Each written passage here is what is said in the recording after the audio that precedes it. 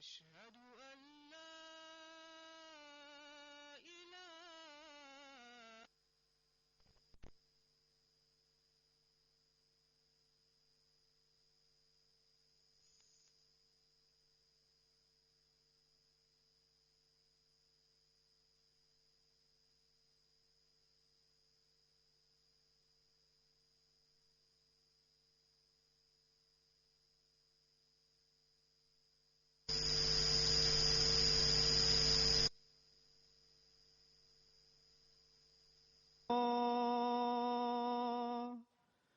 أشهد أن محمدًا رسول الله. حي على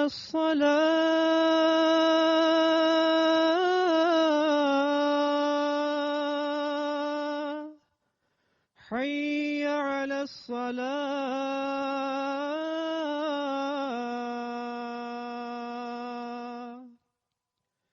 حي على الفلاح،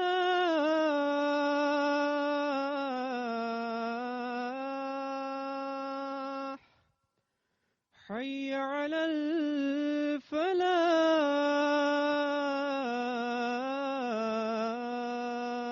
الفلاح. الله أكبر،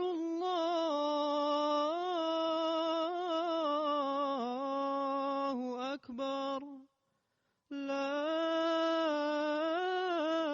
إله إلا الله.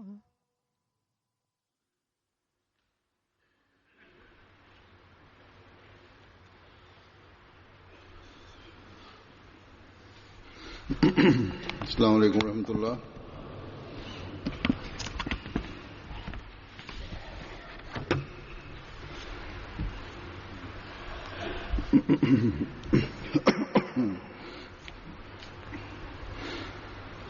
أشهد أن لا إله إلا الله وحده لا شريك له وأشهد أن محمدًا عبده ورسوله.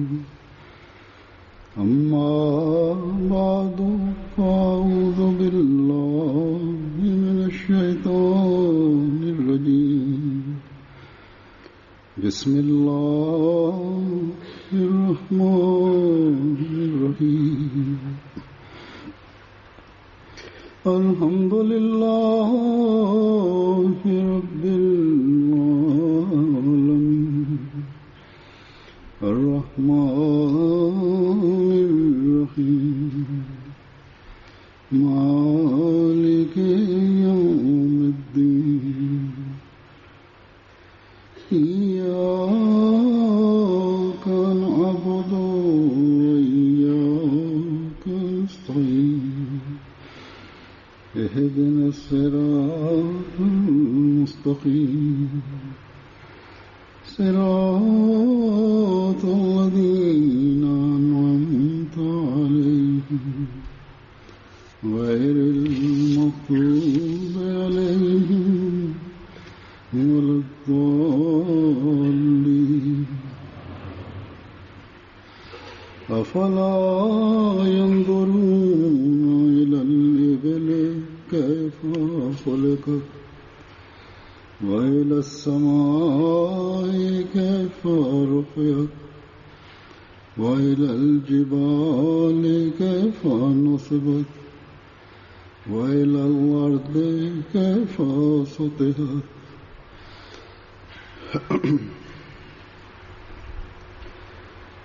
ये अल्लाह ताला का हम पर एहसान है Halifa mtukufu ayyadahullah taala bin Abdul Aziz anasema kwamba hii ni ihsani ya Mwenyezi Mungu juu yetu kwamba मसीह माऊद ametujaalia की माऊद को na ametupatia nafasi ya kumpokea imamu na masihi aliyeahidiwa alayhi salatu wassalam. इस मामले में भी हमें रहनुमाई Katika किसी बात jambo lolote tukitaka mwongozo, mwelekeo, tukitaka majibu ya हिकमत को swali lolote को तलाश au tukitaka kutafuta lulu ya elimu ndani ya Qur'ani tukufu, katika hali hizi zote इस रिश्तादे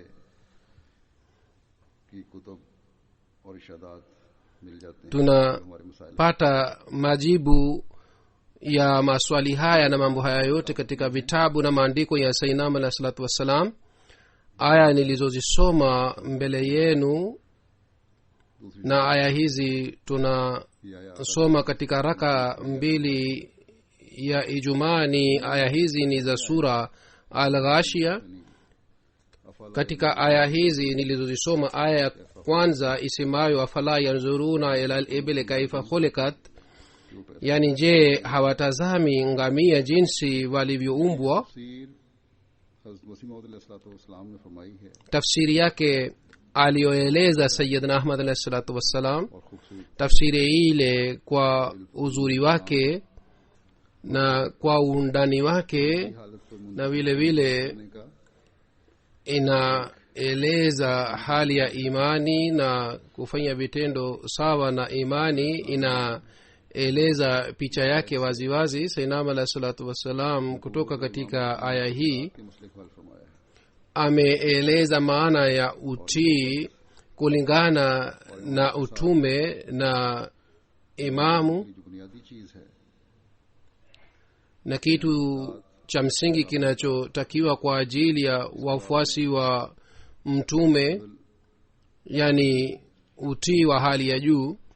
या ऊँटों को लफ्ज से जोड़कर Ameunganisha वजाहत neno hili la utii kwa neno la ibl ambalo maana yake ni ngamia. Kwa kidhahiri inaonekana kwamba maana hii ni ya ajabu, kwamba kuna uhusiano gani baina ya ngamia na utume na utii na imam, lakini jinsi alivyoeleza Sayyidina Ahmad alayhi salatu wassalam, kwa kusoma yale maelezo tunapata elimu ya hali ya juu. Quran शरीफ Naeleza tafsiri ya Sayyidina Ahmad alayhi salatu wassalam. Anasema Sayyidina Ahmad alayhi salam kwamba katika Qur'ani tukufu aya hii isemayo afala yanzuruna ila al-ibli kaifa khuliqat, नबूवत और इमामत के मसले aya hii inasaidia sana kwa ajili ya kuelewa maana ya unabii हजार के na imamu. और फिर Ngamia ana majina 1000 katika lugha ya Kiarabu, lakini neno ibl lililotumika hapa siri yake ni nini? Kwa sababu aljamal pia linaweza kutumika, kwa sababu aljamal pia ni ngamia, कि जमल lakini anasema Sayyidina alayhi salatu wassalam kwamba aljamal ni ngamia moja, अल्लाह ताला lakini ibl ni linatumika kwa ajili ya ngamia wengi.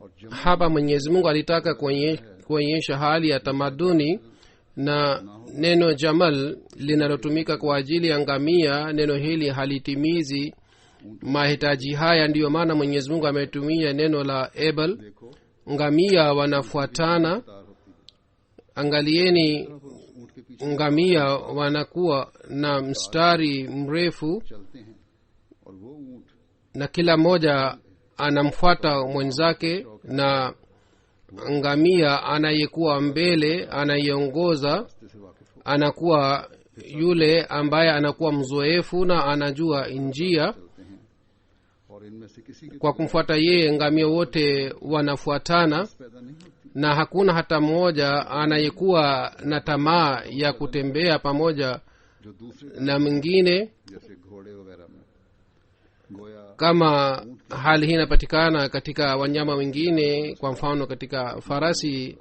hali hii inapatikana. इसलिए अल्लाह ताला Kwa hiyo ngamia wanafuatana इस मजबूरी हालत ndiyo maana mwenyezi mungu kwa kusema afala yanzuruna ila libele kaifa khuliqat ameashiria kwamba wakati ngamia wanapokwenda katika mstari mmoja wanafuatana vile vile ni muhimu kwamba kwa ajili ya kuimarisha hali ya tamaduni ताकत के लिए na jamii jumuiya ipatikane के लिए एक इमाम na kwa ajili ya kuwa na hali hii imamu mmoja apatikane na सफर के वक्त hii pia ikumbukwe kwamba mstari huu unapatikana wakati wa safari ना हो basi kwa ajili ya kushinda dunia hii ikiwa imamu hapatikani mtu anaweza kupotea na anaweza kuangamia katika hali hii kwa hiyo tumefundishwa kwamba imamu anatakiwa kwa ajili ya kushinda dunia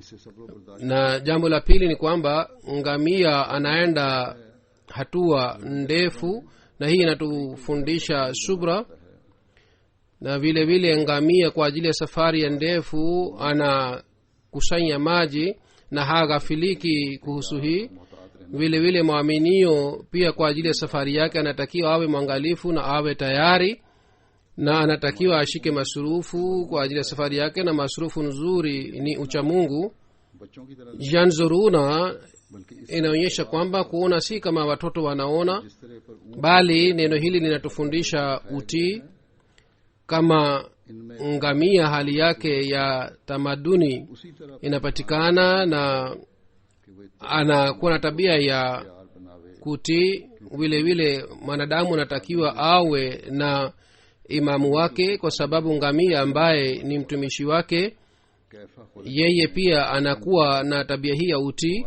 katika kaifa kholekat mwenyezi mungu ametuambia kuhusu faida zinazopatikana kutoka katika ngamia इस जमाने में जब हमें basi katika zama hii अपने वादों और आ हजरत सल्लल्लाहु wakati mwenyezi mungu sawa na ahadi zake na sawa na bishara za mtume muhammad sallallahu alaihi wa alihi wasallam को भेजा और हमें फिर ameleta उन्हें मानने की तौफीक sayyidina ahmad alahi salatu wassalam na kisha ametupatia nafasi na bahati ya kumpokea yule masihi aliyeahidiwa हमें इस na kisha baada ya kufariki kwake alitupatia zawadi na neema ya ukhalifa tunatakiwa tuheshimu neema hii ya mwenyezi mungu निजाम में na tunatakiwa tuelewe roho ya nidhamu ya uhalifa sayyidina ahmad alahi salatu wassalam alisema कि मेरे नाम पर मैं जो मफहूम बयान कर रहा हूँ कि मेरे नाम पर अफराद kwa jina langu वाले अफराद mahalifa watapokea bayet na wataendelea kupatikana katika jumuiya yangu आपके नाम yaani uhalifa katika niaba yake itachukua bayet kutoka kwa watu wakati bayet inapofanywa kwa jina lake हज़रत मसीह मौद अलैहि katika hali hii ikiwa tunatii uhalifa basi tunamtii sayyidina ahmad alahi salatu wassalam सलाम hazur anasema maandiko niliyosoma mbele yenu katika maandiko haya इबल uhusiano unayepatikana baina ya utii na imamu kisha ameunganisha maana hii na neno ibl के बाद maana yake waziwazi ni hii kwamba baada ya kufariki kwa sainam alahi salatu wassalam अलैहिस्सलाम की wale watakaojiunga na nidhamu ya uhalifa रूहानी बका और तरक्की है और ये जमानत wao wataboresha imani yao na maendeleo yatapatikana katika imani yao जब हम खिलाफत के निज़ाम से जुड़े रहेंगे na maendeleo ya jumuiya yatapatikana wakati tutajenga uhusiano na uhalifa tutaunganisha na nidhamu ya uhalifa na katika nidhamu hii mwenyezi mungu ametupatia mpango wa kusalimika katika mashambulio ya shetani तुम्हारी ढाल mtume salllahu alaihi waalihi wasallam alisema kwamba imamu ni ngao mkibaki nyuma ya ngao hii basi mtasalimika na kuwa याद करो nyuma ya ngao maana yake ni hii kwamba mtii kwa kikamilifu जो तुम्हारे लिए na mfuate mstari ambao uliwekwa kwa ajili yenu. Mkitoka nje hata kidogo katika ule mstari katika ile safu, basi kuna hatari kwamba mtapotea. हजरत सल्लल्लाहु अलैहि वसल्लम kisha kwa ajili ya utii mtume sallallahu alaihi wasallam alisema, man ataa amiri fakad ataani wa man asaa amiri fakad asani, ने मेरे अमीर की इताअत की उसने मेरी इताअत की, yule aliyemtii amiri wangu kana kwamba amenitii mimi, na yule aliyemwasi amiri wangu yeye ni sawasawa na kuniasi mimi. कि इताअत अमीर के बारे में mtume sallallahu alaihi wasallam ametusihi sana kuhusu utii wa amiri. vile vile katika qurani tukufu pia sehemu chungu mzima mwenyezi mungu ametuamuru kuhusu utii, कि यही एक राज है kwa sababu ya hii kwamba hii ndiyo ni siri हर उस शख्स के लिए जानना जरूरी है। ambayo ni muhimu kujua kwa ajili ya maendeleo ya jumuiya. इस बात को समझने की अफराद जमात basi बहुत ज्यादा जरूरत है। kila mwanajumuiya anatakiwa aielewe siri hii vizuri, hasusan katika hali ya siku hizi, katika zama hii, wakati kwa jina la uhuru इजहार किया जाता है wanasema पाबंदियां maoni na mawazo ya aina hii kwamba kwa nini sisi tumepigwa marufuku, बाद मामला kwa nini tunalazimika kufuata na kutii. को याद रखना चाहिए। Hazur anasema kwamba mwanajumuiya anatakiwa akumbuke kwamba अपने मानने वालों को दी है islam inatupatia आजादियां uhuru ya kila aina ambao ni halali, बल्कि नहीं है इसके मुकाबले na uhuru unaopatikana katika islam haupatikani katika dini nyingine yoyote. जो कायम की है Lakini mipaka kadhaa iliyowekwa katika islam, बस्ती के लिए mipaka ile ni kwa ajili ya kuboresha hulka za mwanadamu na kwa ajili ya maendeleo ya imani के लिए na kwa ajili ya umoja wa jumuiya uliwekwa, na tunalazimika kwamba tuwe ndani ya mipaka hii iliyowekwa kwa ajili yetu. Hapa nataka kuwasihi viongozi wa jumuiya wenye madaraka katika jumuiya kwamba ikiwa mnataka kuwa wasaidizi katika maendeleo ya jumuiya इजहार की खातिर नहीं na hamkupewa की खातिर नहीं दिए cheo katika jumuiya kwa ajili ya raha ya moyo wenu au kwa ajili ya starehe au kwa ajili ya kuonyesha wengine, katika hali hii ओहदेदारों को viongozi wanatakiwa waelewe vizuri maana ya utii kushinda wengine, उनको समझ जाए na wanatakiwa watii katika hali zote. Viongozi wakielewa vizuri, basi wanajumuiya wataelekea wenyewe na watakuwa waangalifu zaidi, बात के नमूने हमें नजर आएंगे। na katika kila hali tutaona utii unapatikana सब नजर आएंगे हमें, एक रुख na करते हुए नजर आएंगे, wote watafuatana kama ngamia wanafuatana, हुए नजर आएंगे। na watafuata imamu wao सदर भी hatua kwa hatua. और दूसरे ओहदेदार भी Kwa hiyo amiri पहले अपने na mwenyekiti wa jumuiya na vilevile viongozi wengine pia wanatakiwa कि हर हुक्म wajichunguze kwamba je, hali yao ni ya aina hii kwamba kila amri inayotolewa na halifa तामील करते हैं mtukufu, je, wao wanafuata amri ile bila kutafuta maana yake ingine, au wanaanza kutafuta maana yake ni nini? रवायात Ikiwa wao wanaanza kutafuta maana yake ni nini, basi hii si utii. जब गली में चलते Kuhusu utii, tukio moja linapatikana wakati wa mtume sallallahu alaihi wa sallam, wakati Abdullah bin Masud aliyekuwa sahaba wake aliposikia sauti ya kwamba kaeni, yeye akakaa. Kwa kusikia sauti hii, yeye hakusema kwamba amri hii ni kwa ajili ya wale waliopo msikitini, bali aliposikia mara akakaa, na kakukaa akaanza kuruka, na kwa kurukaruka alianza kwenda msikitini.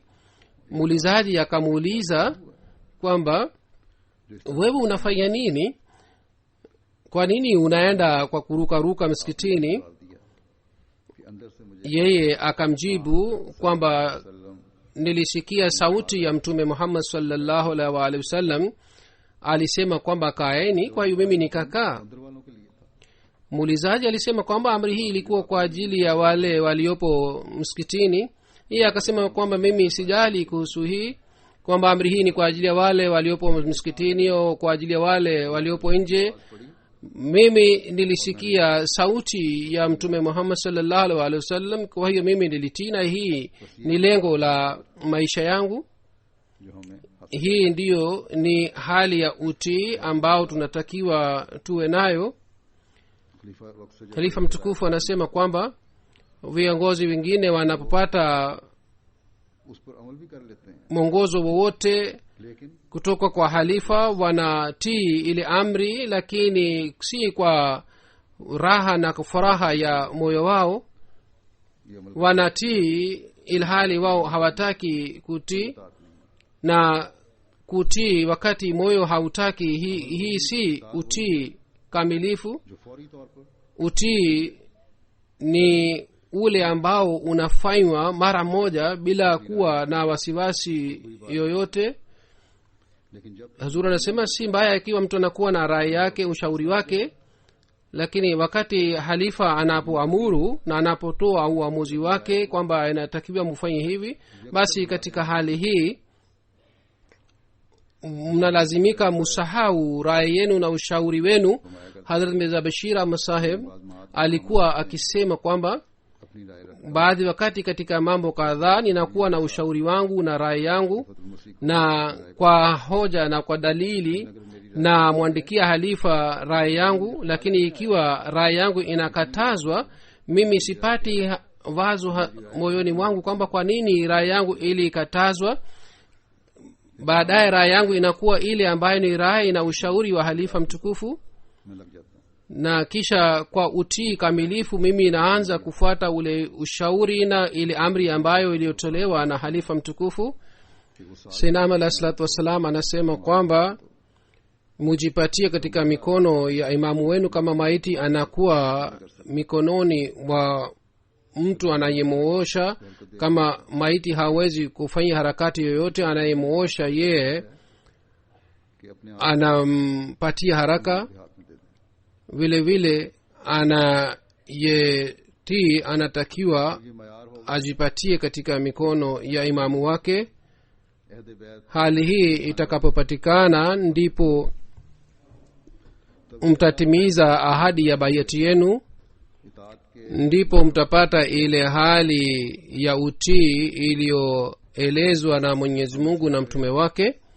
जिसने बैत का अहद basi kila mmoja wetu ambaye amefanya ahadi ya bayati yake बल्कि अपने anatakiwa awe na fikira hii, tena si awe na fikira hii bali kwa kitendo chake anatakiwa athibitishe, नए आने वालों के लिए भी और अपनी औलादों के anatakiwa aache mfano mwema kwa ajili ya wanajumuiya wapya na kwa ajili ya kizazi chake pia.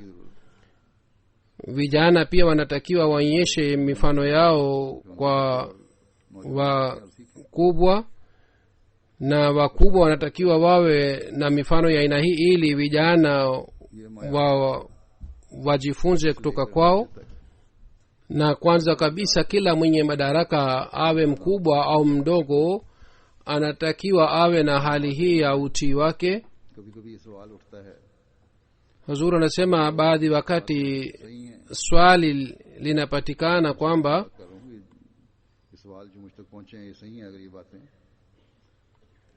kwamba ikiwa swali hili ni sahihi nililopokea kutoka kwa watu mbalimbali कि कामिल इताअत na नुकसानदेह waulizaji wanauliza kwamba tukianza kutii kwa kikamilifu tutapata hasara. Hazur anasema fikra hii ni नुकसानदेह समझते हैं ya watu kadhaa, kwa sababu ya hii wanaona kwamba utii Hitler ने kamili utatupatia hasara. Ni kwa sababu ya hii kwamba Hitler hapa katika Germany aliwalazimisha kwamba watu wafuate kila amri yake. कि इस वजह से हमारी ndiyo maana katika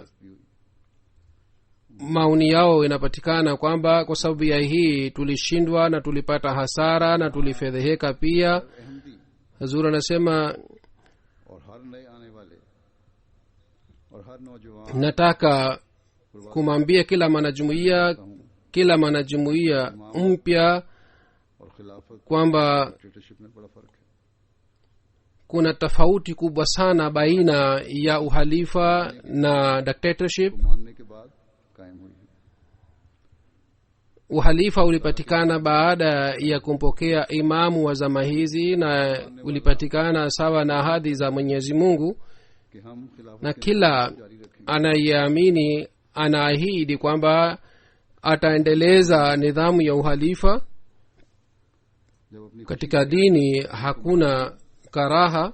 तो फिर Ikiwa kwa furaha mtu amekubali dini, kisha kwa ajili ya kuimarisha dini analazimika kutimiza ahadi yake anayofanya mwanajumuiya kwa ajili ya kuendeleza nidhamu ya uhalifa ambayo ni muhimu kwa ajili ya umoja katika jamii. इसलिए निभाना है.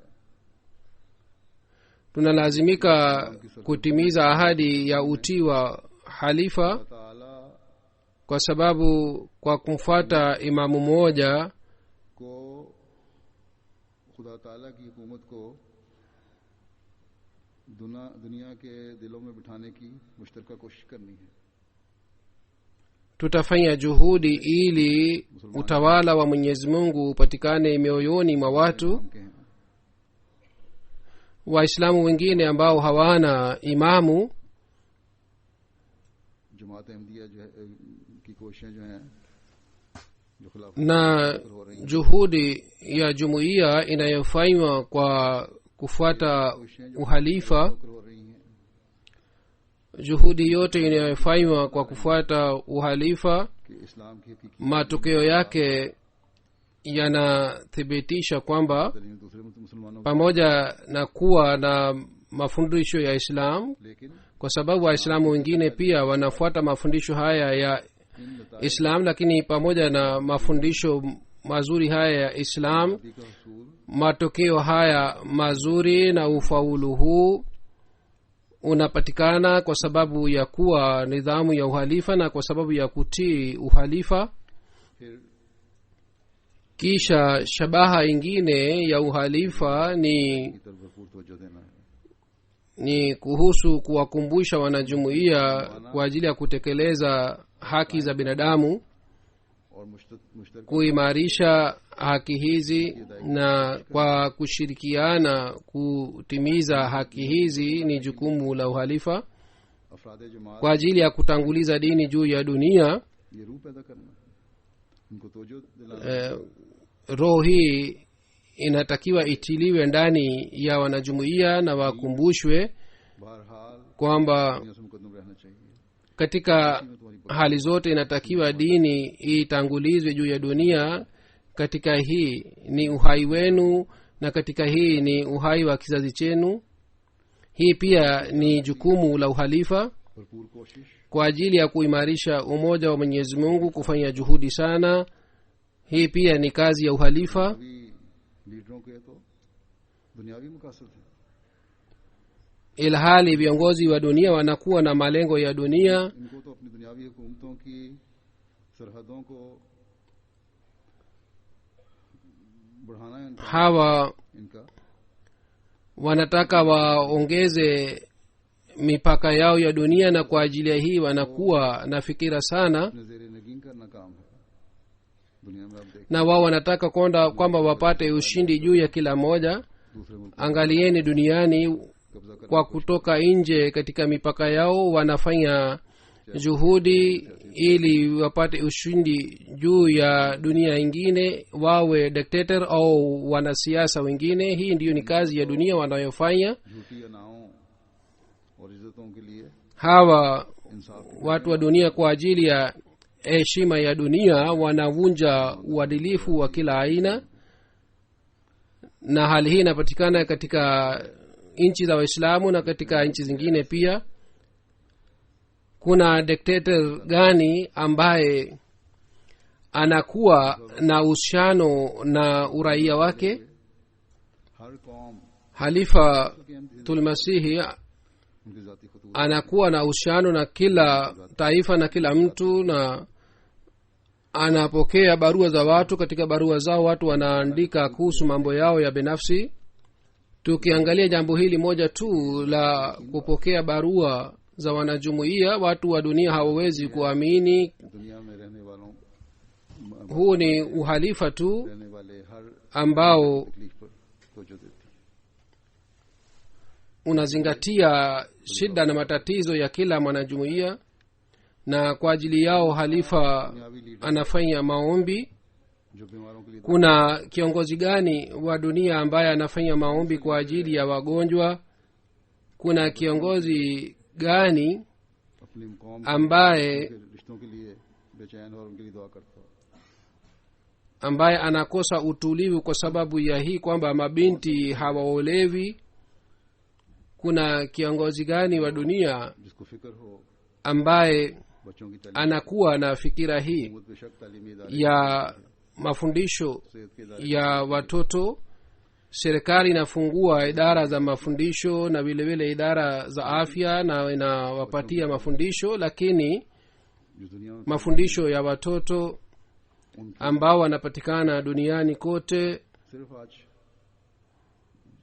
खलीफा वक्त को जमात अहमदिया के अफराद kuhusu watoto hawa, ही वो खुशकिस्मत हैं halifa उनकी फिक्र खलीफा वक्त anakuwa na fikira sana हासिल करें, उनकी सेहत की फिक्र kwamba wao wapate mafundisho na halifa vile vile anakuwa na wasiwasi na fikira kuhusu afya zao pia, के कोई मसला भी ili mradi hakuna आती हो shida yoyote, iwe shida ya binafsi ya wanajumuiya au ya jumuiya, नजर न हो और उसके हल के लिए वो haiwezi kutokea kwamba halifa hajui kuhusu shida zao अल्लाह ताला na yeye kisha hafanye juhudi ya kuondoa ile shida zao, na pamoja na hii anafanya maombi pia kwa ajili ya shida zao.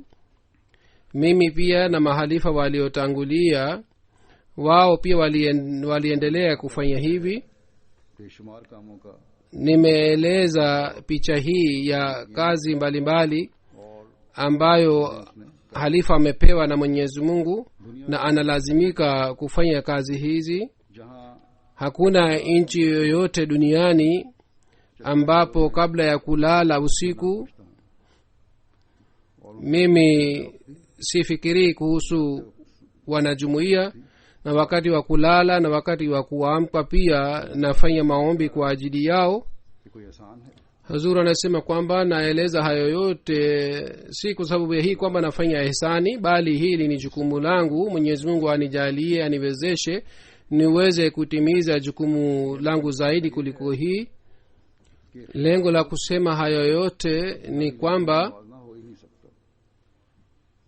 ये वैसे hamwezi kufananisha viongozi wa dunia na halifa. जब मैं सिर्फ Baadhi wakati ninapozungumza na viongozi wa dunia na ninapowaambia kwamba napokea barua kiasi hiki kila siku, ये किस तरह हो na wao wanashangaa kwa kusikia kwamba hii si rahisi, haiwezekani. Kwa hiyo hakuna सकती इस गलतफहमी swali ya kufananisha uhalifa na viongozi wa dunia. शरायत बैत के Hazur anasema kwamba niondoe wasiwasi hii pia ya wanajumuiya ambayo nimeshawahi kueleza wakati nilipoeleza masharti ya bayat, kwamba kila mwanajumuiya के मारूफ फैसला पर अमल करने का अहद करता है। anaahidi kwamba atafuata kila amri ya halifa. तारीफ Watu wengine wanaona kwamba उन पर watafanya maana ya maarufu wao wenyewe. Wanatakiwa waelewe vizuri kwamba Mwenyezi Mungu na mtume wake ameshafanya tafsiri ya maarufu, ameeleza maana ya maarufu ni nini. Maarufu ni ile ambayo inakuwa sawa na Qur'ani tukufu na sawa na sunna ya mtume Muhammad sallallahu alaihi wasallam. सल्लम की पेशगोई के मुताबिक अल्लाह मनहाज नबूवत को कायम होना है। Uhalifa ulipatikana sawa na bishara ya mtume Muhammad sallallahu alaihi wasallam, ala minhaji nabuwa. na itafuata nyayo za unabii. ये दायमी भी है, kisha sawa na काम को आगे चला maandiko ya sinam alah salatu wassalam, Quran से uhalifa huu utaendelea mpaka siku ya kiama. नहीं सकती। Uhalifa ule hauwezi kufanya kazi yoyote dhidi ya Qur'an tukufu na dhidi ya sunna ya mtume Muhammad sallallahu alaihi wasallam, na hii ndiyo ni maana ya maarufu. रास्ता नहीं है दूसरों के लिए, Basi hatuna njia yoyote isipokuwa njia hii ya utii, दूसरों से जो इख्तिलाफ करने वाले हैं ये साबित करें कि au wale ambao wanaofanya ihtilaf na Qur'an tukufu wathibitishe kwamba मुनाफी है। uamuzi wa halifa au kazi fulani ni kinyume na Qur'an tukufu na sunna ya mtume sallallahu alaihi wasallam. Huzur anasema hapa nieleze hii pia kwamba mtume sallallahu alaihi wasallam alisema kwamba mnalazimika kufuata sunna ya mahalifa na uamuzi wao, mnalazimika kufuata nyayo zao. कि फैसले गलत हैं Basi kwa ajili ya kuthibitisha kwamba uamuzi uliotolewa ni kinyume na Qur'an tukufu na sunna ya mtume sallallahu alaihi wasallam, mtu anatakiwa afanye fikira sana. तो फिर अदब Ikiwa mtu anataka kusema kitu chochote ndani ya jumuiya, लिखने की इजाजत है, basi analazimika kumwandikia halifa, lakini analazimika kufuata adabu. बैठकर Haruhusiwi kuzungumza hapa na pale, wala haruhusiwi kueneza uvumi hapa na pale, गलती है ili aliyeelewa labda kama amekosea, और अगर समझ halifa aweze kuondoa इस गलती को kosa lake. तो तमाम जमात Na ikiwa anaona kwamba kuna haja ya kuweka mbele ya jumuiya nzima kosa lile, aeleze mbele ya jumuiya pia. काम करना चाहते हैं। Jumuiya inapoongezeka, wanafiki pia wanafanya kazi yao, na wenye husuda pia wanafanya kazi yao. Utii kamili wa uhalifa ni kwamba और tufute njama zao, जो पजनियां बात पैदा करने की कोशिश करते हैं उनको अपने na wanafanya juhudi ya kuleta dhana mbaya dhidi ya uhalifa. बस मौलवी शेर Tusiwapatie nafasi ya kuleta karibu na uhalifa. Kuna tukio la Maulvi Sher Ali Saheb करने के लिए वो लंदन आ रहे थे, wakati alipokuwa anakuja London kwa ajili ya kufanya tafsiri ya Qur'an tukufu, वहां पहुंच na labda alitoka kutoka Mumbai. जमात Alipofika hapa ilikuwa siku ya Ijumaa. Jumuiya ilimuomba आप जुमा पढ़ाएं। kwamba leo ni Ijumaa, kwa hiyo uswalishe swala ya Ijumaa. Kadian से आए हैं, बुजुर्ग हैं, साहबी हैं, Umekuja kutoka Qadian, wewe ni sahaba wa Sinam alayhi salatu wassalam, kwa hiyo sisi pia tupate baraka kutoka kwako. Wanajumuiya walikuwa hawamjui Maulana Saheb. Maulana Saheb alitoa hutuba na akasema kwamba nyinyi hamnijui, देखा भी नहीं हुआ, तुमने मुझे labda wengine hawaniona, आज अपना इमाम बना दिया na umeniomba kwamba mimi niwe imamu wenu na niswalishe Ijumaa. है कि अगर इमाम नमाज पढ़ाते Mafundisho ya Islam ni kwamba ikiwa imamu anakosea wakati anaposwalisha swala, mnalazimika kusema subhanallah. सुभान अल्लाह पे तो ठीक है, Ikiwa imam anarekebisha swala yake ni sawa. तुम्हारा काम अगर वो इस्लाह नहीं करता उसी तरह अपने अमल जारी Pengine ikiwa harekebishi, anaendelea na swala yake, कामिल इताअत करते हो basi kazi yenu ni kwamba kwa kumtii yeye muiname pamoja naye na mukae pamoja naye. Nyinyi hamna haki kwamba muanze kusali swala yenu, उठना है उसी तरह झुकना है। mtakaa wile na mtasimama wile kama imamu anafanya. Na kisha akasema इताअत का ये मयार है, उसकी इतनी पाबंदी ikiwa katika imamu wa muda utii wa hali ya hii unatakiwa ufanywe baada ya kufanya bayat ya halifa, ahadi mnayofanya उसमें किस कदर na mnafanya ahadi hii kwa hiari yenu, kiasi gani mnalazimika kutii katika ahadi yenu hii, na बस याद mnalazimika kumtii halifa kwa sababu umefanya bayat kwa moyo wenu wote. Basi inatakiwa kwa ajili फरमाते हैं ya kutimiza ahadi ya bayat utii ufanywe. Sayyidina alayhi salatu wassalam anasema kwamba तो दिल में एक utii ni kitu ambacho रोशनी आती है, ukifanywa kwa moyo safi, raha na ladha inapatikana katika roho ya mwanadamu. कि इस कदर जरूरत haina haja ya kufanya juhudi sana मगर हाँ kama शर्त है kuna haja कि सच्ची इताअत ya kufanya utii kamilifu, lakini inatakiwa utii uwe kwa moyo safi, na jambo hili ni ngumu sana. कर देना जरूरी होता है Katika utii mtu analazimika kuchinja tamaa ya nafsi yake. Bila hii ही एक ऐसी चीज है hawezi kufanya utii, na tamaa ya nafsi ni kitu ambacho बड़े बड़े तो kinaweza kuwa sanamu katika mioyo ya watu wakubwa ambao wanadai kwamba wanafuata umoja wa Mwenyezi Mungu. Wao pia baadhi wakati wanakuwa na masanamu mioyoni mwao. और इन Taifa haliwezi kuitwa taifa जाती जब तक कि वो wala umoja hauwezi kupatikana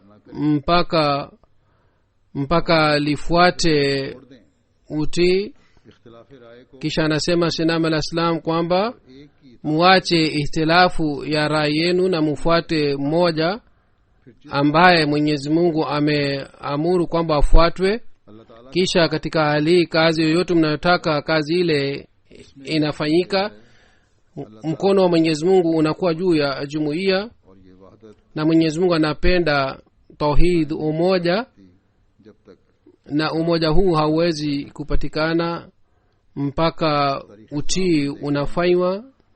कि सहाबा ने Katika historia ya Islam tunaona kwamba maswahaba kwa sababu ya utii wao नहीं किया hawakujali hata shingo zao zilikatwa, इताअत की वजह na katika miaka michache walisambaza Islam duniani kote, na hii ni kwa sababu ya utii. Hii si sahihi kwamba kwa sababu ya vita Islam ilienea duniani, से कहीं जंगों का सामना हुआ bali mradi wake ni kwamba walifanya mahubiri. Ikiwa walilazimika kupigana, और हमले उन्हें idadi kubwa ya maadui na mashambulio yao pia hayakuweza kuwazuia katika kazi yao.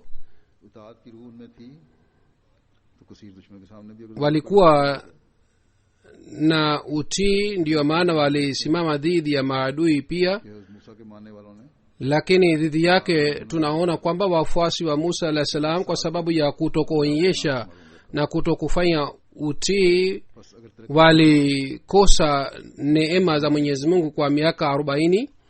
Basi ikiwa mnataka kupata maendeleo katika hali hii, jihadi ya zama hii ambayo ni jihadi ya malezi yenu, वो जिहाद है mnatakiwa mufanye jihadi hii. Free होना Kisha खलीफा jihadi ya zama hii ni jihadi ya mahubiri, na jihadi hii itafanyika उसी तरह अमल करना होगा kwa kumfuata halifa, हज़रत मसीह मौद अलैहिस्सलाम na ने tunalazimika kutenda na kufanya kama mfano wake ametoa Sayyidina alayhi salatu wassalam kwa kutoa mfano wa ngamia.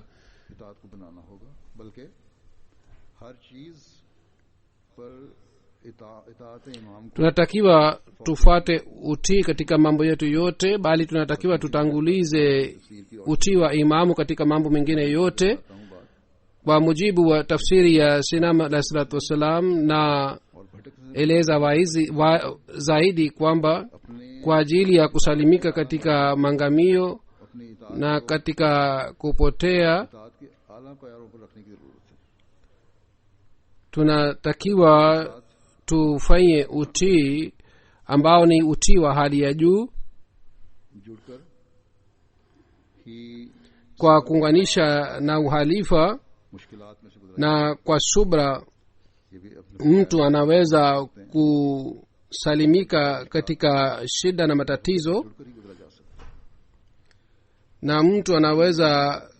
kupita katika matatizo kwa subra kwa kumfuata uhalifa. में जितना भी Jinsi wapinzani wetu watatufinya डालेंगे na watajaribu kutupatia खत्म कर matatizo na shida, कोशिश करेंगे अल्लाह ताला na kwa maoni yao watafanya juhudi ya kutuangamiza, हमारी मंजिलों की तरफ Mwenyezi Mungu लेकिन शर्त यही है ataendelea kutupeleka katika malengo yetu, lakini sharti ni kwamba दूसरे मुसलमान tuwe na utii wa hali ya juu.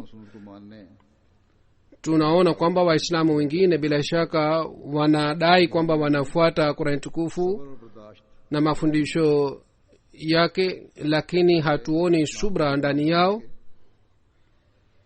Wao ये लोग कर रहे हैं hawafanyi kazi ingine yoyote isipokuwa kuifedhehesha dini tukufu ya Islam.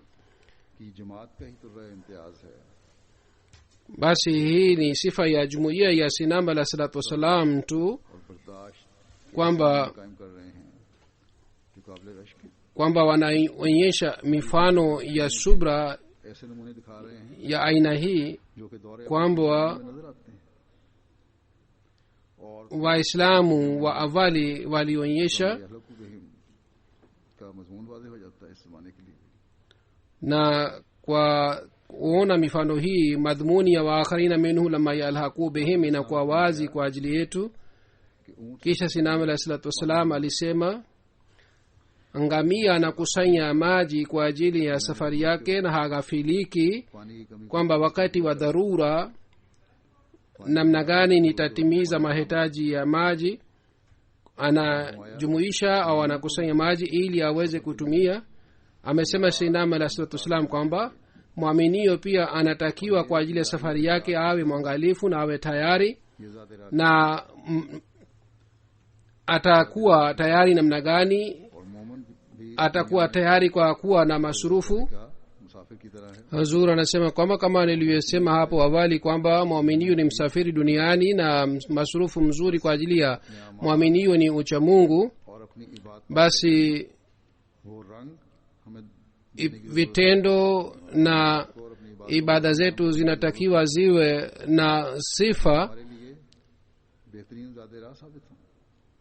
ambazo zinaweza kuwa masurufu mzuri kwa ajili yetu. Kwa kumpokea imamu wa zama hii tumeshapata maji ya kiroho. और इससे फायदा उठाना Kulinda na kuhifadhi maji hii na kupata faida kutoka katika maji hii ni kazi yetu na jukumu letu. की जरूरत है।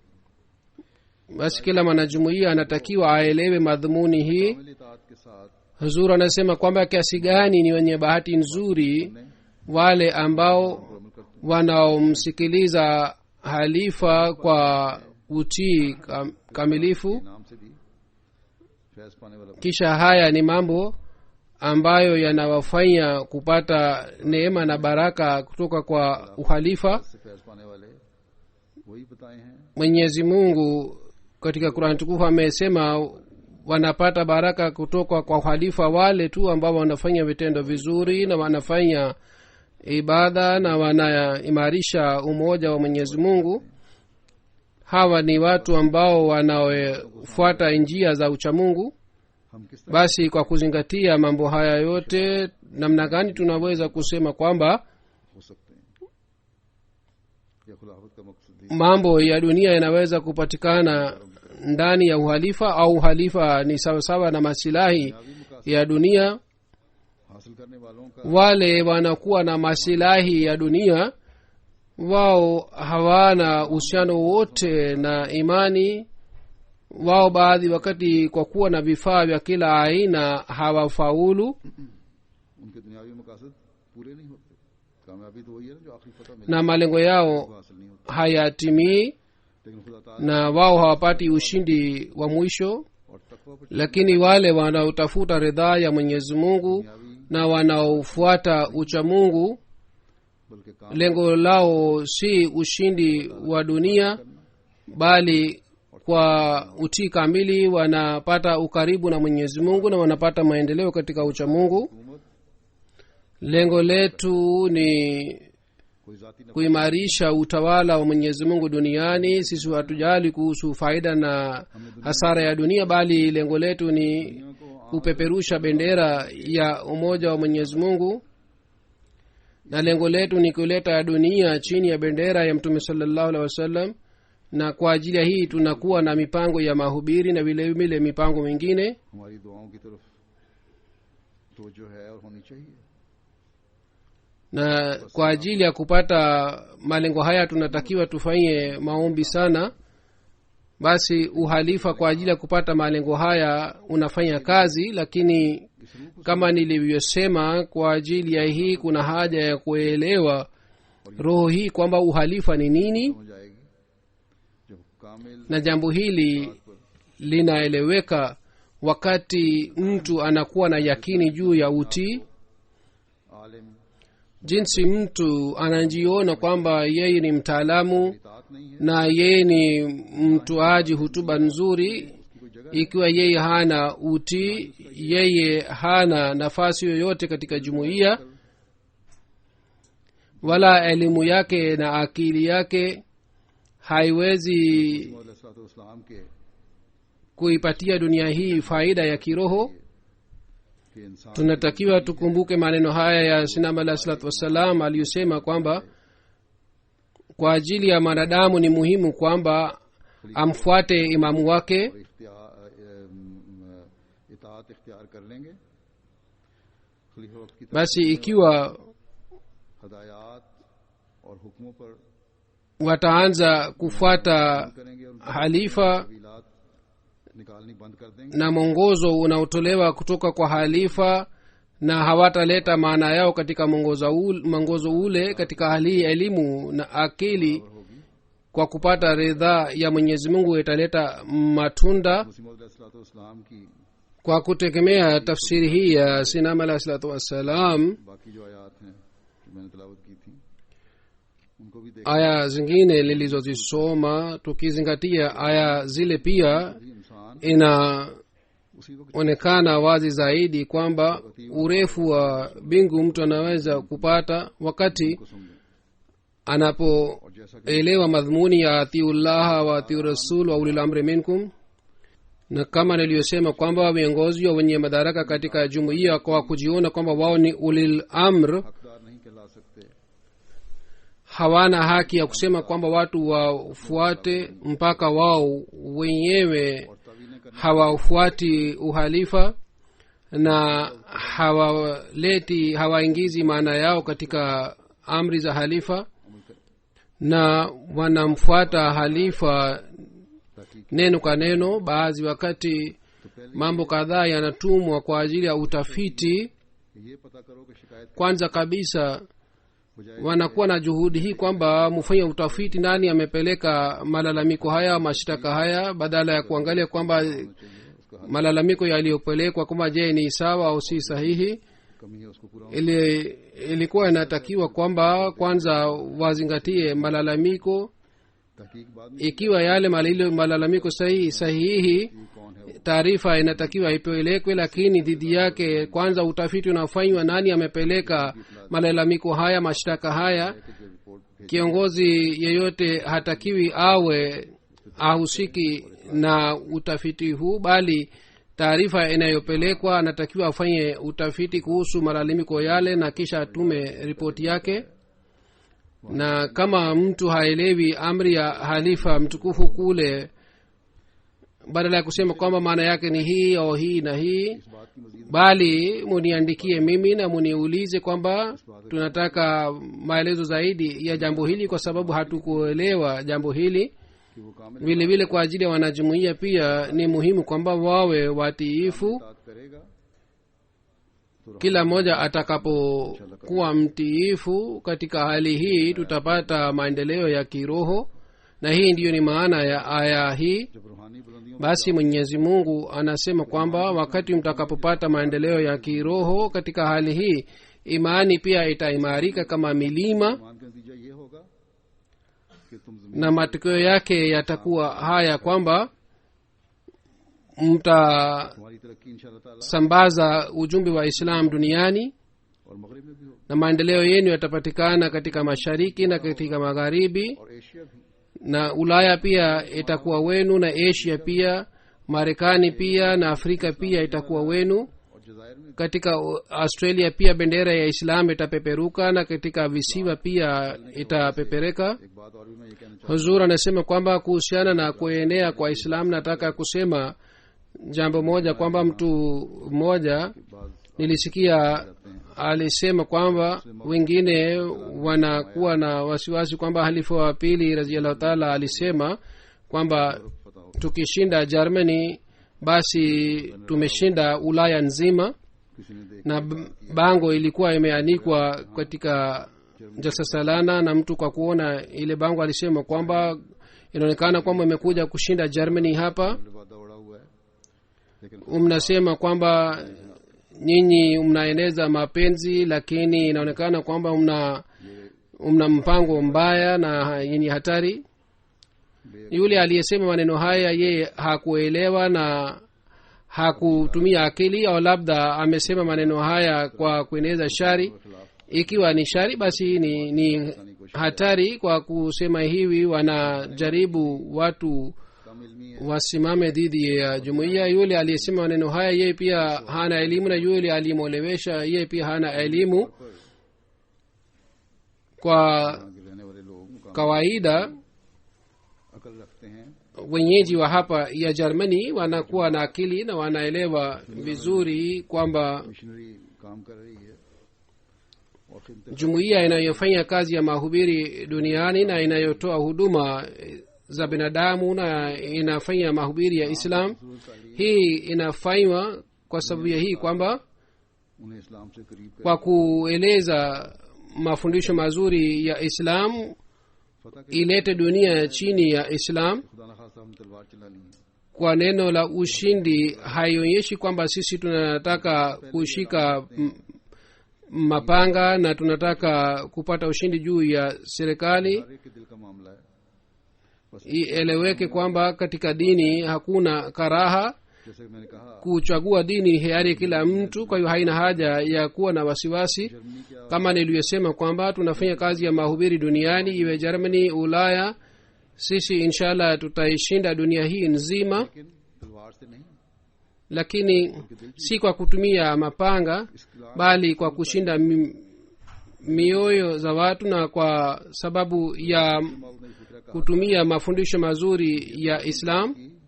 Ikiwa Hazrat Muslim Maud radhiyallahu ta'ala anhu alisema maneno haya, alisifu taifa la Germany, na alisema maneno haya wakati wa sherehe ya mwanajumuiya moja mpya wa Germany, na alisema kwamba viongozi wa Ulaya ni wenyeji wa Germany. Alisifu Germany kwamba hawa wana sifa za kuongoza. Ikiwa hawa wakielewa Islam, ina maana wanaweza kuwaelimisha watu wengine na watu wa Ulaya watawasikiliza. Na aliyosema Hazrat Muslim Maud inatimia siku hizi kwamba angalieni European Union kwamba kila mmoja anawasikiliza viongozi wa Germany. Sasa hapa hakuna swali la kushika mapanga wala kutumia karaha, bali hapa inaelezwa kuhusu mafundisho mazuri ya dini tukufu ya Islam, na kuweka mafundisho haya katika mioyo ya watu. Jambo hili linaulizwa. Juzi katika Wiesbaden ilikuwa sherehe ya kuweka msingi wa msikiti. Wageni takriban 400 walikuja pale.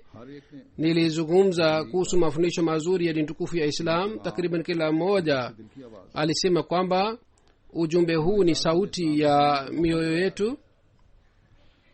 Walisema kwamba leo tumepata bahati ya kuelewa Islam. Basi tunatakiwa tukumbuke, ikiwa kwa kuomba msaada kutoka kwa Mwenyezi Mungu kwa imani safi, tukiendelea kufanya kazi zetu, miongoni mwa hawa au miongoni wa vizazi vyao watapatikana watakaoelewa Islam, na Mungu akitaka watakubali Islam. Basi haina haja ya kuwa na hofu wala wasiwasi, wala haina haja ya kuwa na hali ya kujilinda, wala haina haja ya kutoa majibu yanayoonyesha hofu. Sisi hatutegemei serikali ya dunia, wala hatuna haja nayo. Kutia mapenzi ya Mwenyezi Mungu mioyoni mwa watu ni kazi yetu, na tutaendelea kufanya kazi hii inshallah. Basi kwa ajili ya kufanya kazi hii na kwa ajili ya kupata lengo hili, kila mwanajumuiya anatakiwa awe mtiifu mzuri wa uhalifa. Mwenyezi Mungu amjalie kila mwanajumuiya aweze kufanya hivi.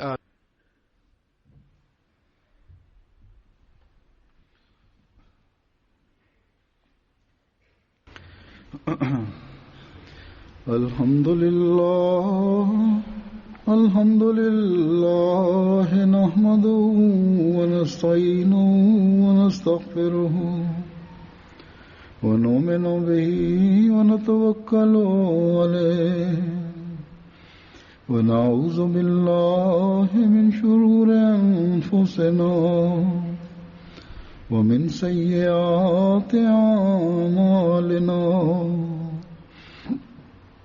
من يهده الله فلا مضل له ومن يضلل فلا هادي له ونشهد أن لا إله إلا الله ونشهد أن محمدا عبده ورسوله عباد الله رحمكم الله إن الله يأمر بالعدل والإحسان وإيتاء ذي القربى وينهى عن الفحشاء والمنكر والبغي يعظكم لعلكم تذكرون اذكروا الله يذكركم